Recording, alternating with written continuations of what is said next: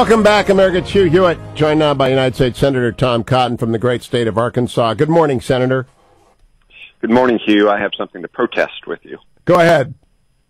So this is your weekly Senate update.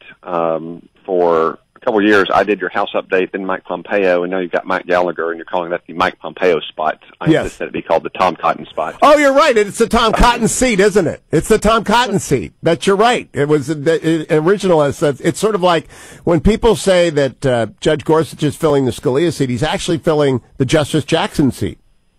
So, okay. Well, I refer to it as the Estrada seat. The Estrada seat. Okay, first I've got to ask you, as a senator, you fly. I don't think you're ever going to get dragged off of an airplane. And I don't want any laws, and I don't want any hearings. You know, the market is taking care of it. They're crushing United Airlines. But what do you think about that?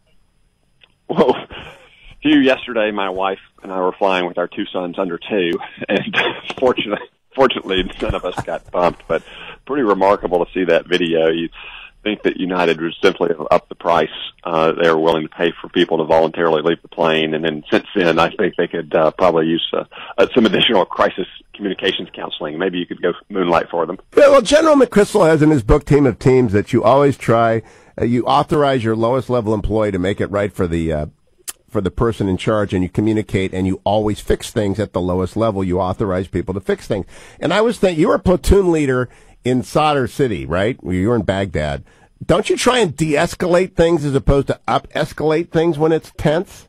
That usually, Hugh, and you know, look, yesterday we were around a lot of very accommodating, very friendly, kind, and generous airline employees on Delta. You know, they saw that we had 2 boys under 2 and that we had tons of bags. They were helpful.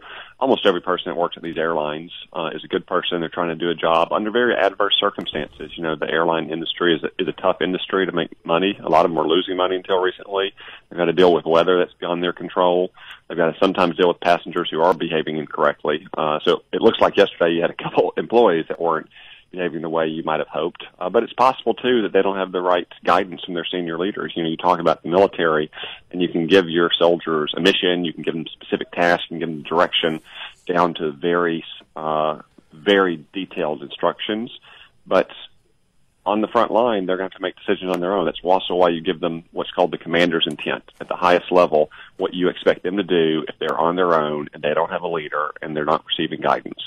You know, it's the old joke about an airborne operation. You know, if you get separated, find someone that looks like you, move to the sound of gunfire, and shoot the people that aren't dressed like you. Okay. Now tell me, do you train your Senate staff this way to fix problems? Do you push down authority to fix problems for your constituents?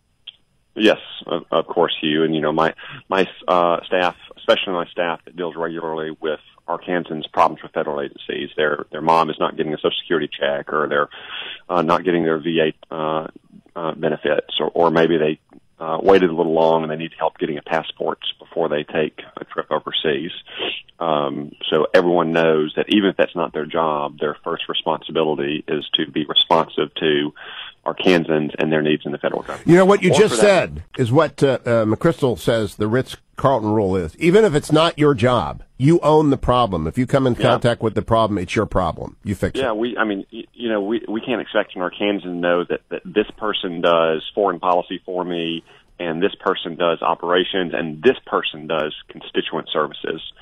They're all representatives of Senator Cotton, so they all need to be understanding and sympathetic and responsive to Arkansans' needs. Now, it may be simply making sure that the person who does constituent service gets a call into that person, but we are all responsive in that way. And also to go a step further, you know, Arkansans don't necessarily understand what is a federal responsibility or a state or a local. They just know that they've got a problem with the government, and we frequently will get calls about issues with state agencies, for instance.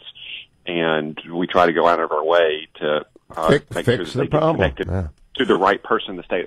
I can't fix a state agency problem. That's not the proper role for a senator, but I can make sure that they get directed to the right state agency with a name and a phone number, and that person can be expecting their call. Now, I need a very quick comment from you. General Mattis, now Secretary Mattis, said last night the Syrian government would be ill-advised ever again to use chemical weapons, close quote. How do you interpret that, Senator Cotton? Secretary Mattis is just stating a fact. Look what happened to Bashar al-Assad last week when he used chemical weapons against his own people, to include against small babies. We have many more Tomahawk missiles than Syria has airfields. So do you support his statement completely? 100%. And do you think it has had the effect of alerting the world that the United States has, as John Bolton said, the era of passivity is over? The world now understands that the American president is not so reluctant to use force as he was over the last 8 years. And that, in fact, when our vital interests are at stake, when our credibility is at stake, we'll use force as necessary to protect those interests, which, Hugh, in the long run, means that we don't have to use force so much. Amen to that. Senator Tom Cotton, always a pleasure. I will tell Mike Gallagher he's got the cotton seat. I'll make sure I correct that error next week. Senator Cotton, always a pleasure. Stay tuned, America. Hour number 3 of the United